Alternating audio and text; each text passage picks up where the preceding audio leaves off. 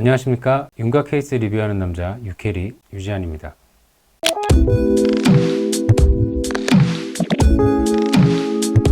자, 오늘은 약간 윤곽 수술과 관련된 내용이긴 하지만 윤곽 수술 내용은 아닌 조금 소개해 드릴까 말까 좀 고민도 했었던 그런 좀 특이한 케이스에 대해서 한번 살펴보도록 하겠습니다.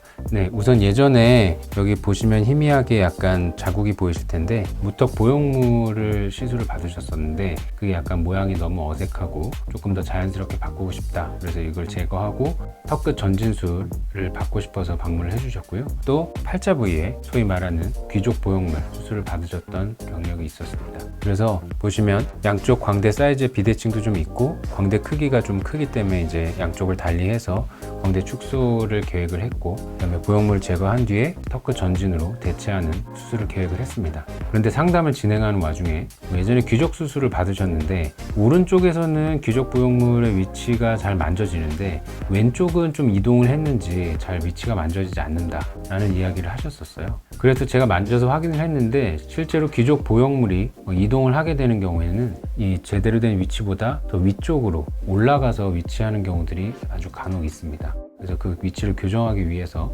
새로운 위치로 바꿔주고 이제 우리가 윤곽 수술할 때 사용하는 스크류로 고정을 하는 경우들도 가끔 수술을 진행을 하긴 하는데요. 그래서 그 잘 이동하는 위치에 만져서 확인을 했는데 잘 만져지지 않는 거예요. 그래서 이상하다, 사이즈가 작았나 아니면 좀 이동 위치가 많은가 라고 좀 생각을 해서 CT에서는 그 위치를 확인할 수 있기 때문에 CT를 통해서 그 위치를 확인해 보려고 했습니다. CT를 한번 살펴보시면 이쪽이 이게 밑에서 바라본 얼굴의 단면도고요. 그래서 이쪽이 오른쪽이고 이쪽이 왼쪽입니다. 그런데 여기 보시면은 여기 주변과 다른 여기 약간 옅은 회색의 음영이 보이시죠? 이게 이제 코 옆쪽에 소위 말하는 귀족 보형물이 잘 자리를 잡고 있는 모습입니다. 근데 반대쪽을 보면 잘 보이지 않거든요.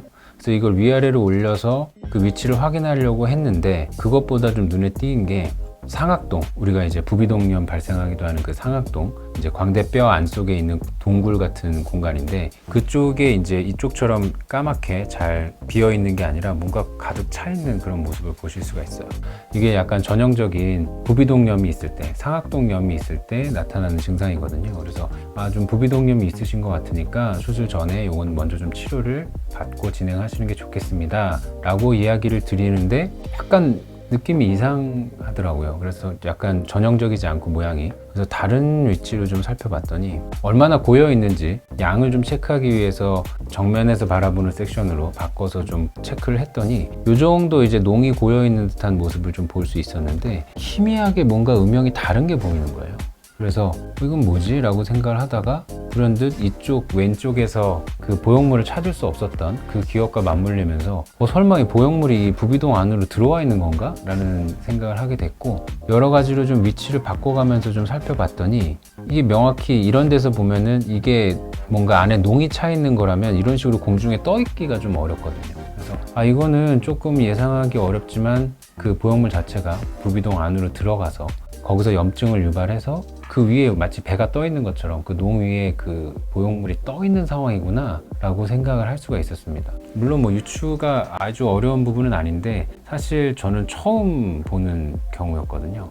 얘기를 들은 적도 별로 없었고, 그래서 평상시에 왼쪽 코가 좀 막히는 경향이 있다 라고 이야기를 하셨고, 실제로 CT에서도 보면 아주 심하진 않지만 이쪽 왼쪽 코 안에 비갑계라든가 다른 비강 구조의 점막이 좀 비우가 되어 있는 걸 볼 수가 있고, 그 다음에 이쪽은 뭔가 깨끗하게 공기가 꽉 차 있는 듯한 이 까만 곳이 공기가 있는 부분입니다. 공기가 가득 차 있는 부분은 반면에 이쪽은 뭔가 아까도 말씀드린 농이 이렇게 차 있고 주변의 벽에도 이런 흐린 음영이 좀 두껍게 보이시죠? 이게 이제 그 부비동을 감싸고 있는 막이 앞으로 올라 있는 상황이거든요. 그러니까 염증이 있는 상황입니다. 그래서 그게 다 연결이 돼서 왼쪽 코 전체적으로 약간 점막에 비우가 있다. 그래서 그것이 이제 코를 막히는 증상으로 나타나고 있는 상황이었습니다. 어떻게 이게 겉에다 넣은 보형물이 뼈 속으로 들어갈 수 있을까? 굉장히 이제 좀 의아해 하실 수도 있는데, 일단 우리 뼈의 구조를 보시면 이 광대뼈 안쪽에 상악뼈, 우리 위턱뼈 안쪽에는 동굴처럼 되어 있는 공간이 있습니다. 그래서 그 공간에 뭔가 농이 차거나 하면 우리가 부비동염이 있다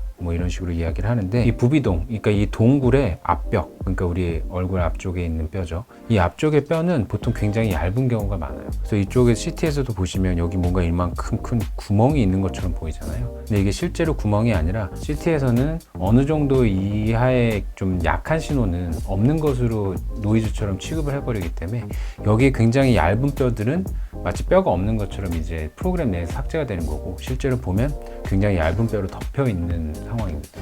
그래서 이쪽 뼈는 부서지기가 좀 쉬워요. 저희가 이제 수술을 할 때 뭐 그렇지는 않겠지만, 예를 들어서 뭐 기구로 그냥 조금만 세게 누르면 이렇게 구멍이 날 수 있는 굉장히 얇은, 강도가 약한 뼈거든요. 아마도 처음에 귀족 보형물 수술을 받을 때 이쪽을 이제 박리를 하고서 진행을 하게 되는데, 그 박리를 할 때 이 얇은 뼈의 일부가 균열이 생기거나 조그마한 구멍이 났거나 이런 상황이 아니었을까.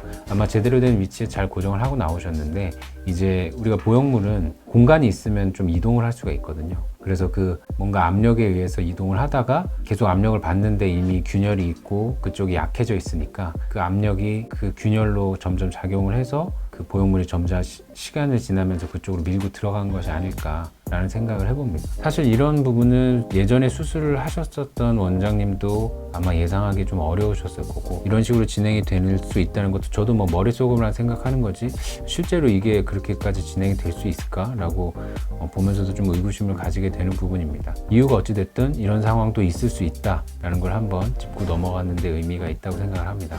일단은 저희가 광대 수술을 진행을 할 때 물론 부비동이 열리지 않는 경우도 있지만 어느 정도 효과를 위해서는 부비동을 접근을 해서 수술을 진행하기 때문에 안에 들어가서 실제로 좀 확인을 하고 이게 보형물이 맞다면 제거를 하고 안쪽에 세척도 좀 진행을 하고 그렇게 진행을 하겠다고 환자분한테 말씀을 드렸고 수술에 들어갔습니다. 그래서 수술을 진행을 했는데 역시나 안쪽에는 굉장히 좀 점막들이 비우가 많이 있었고 거기서 실제로 보형물이 그 안에 위치하는 걸 찾을 수 있었어요. 그래서 그거를 제거를 하고 굉장히 열심히 씻어내고, 저는 그 부비동염이 있는 상황에서는 웬만하면 광대 수술을 잘 진행하지는 않습니다만 이 경우에는 보형물이 제거되지 않는 이상 저 부비동염이 약만으로는 좋아질 상황이 아니었기 때문에 일단 수술적으로 접근을 해서 이걸 같이 해결을 하는 게 좀 더 좋겠다는 판단을 했고, 그래서 진행을 하게 됐었습니다. 그래서 수술은 잘 맞춰졌고요. 좀 살펴보게 되면 이게 이제 수술 후 6개월 때 CT인데 보시면 아까 보신 거와는 달리 뭔가 꽉 차있던 공간이 잘 비어있는 모습을 확인하실 수 있고,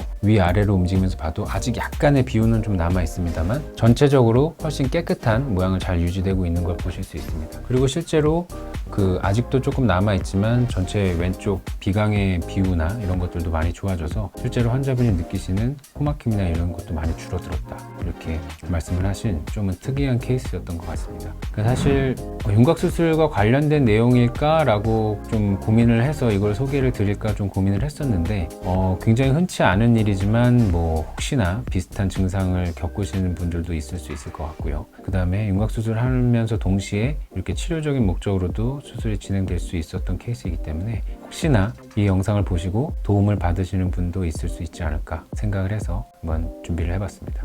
감사합니다. 감사합니다. 지금까지 유캐리 이현이었습니다.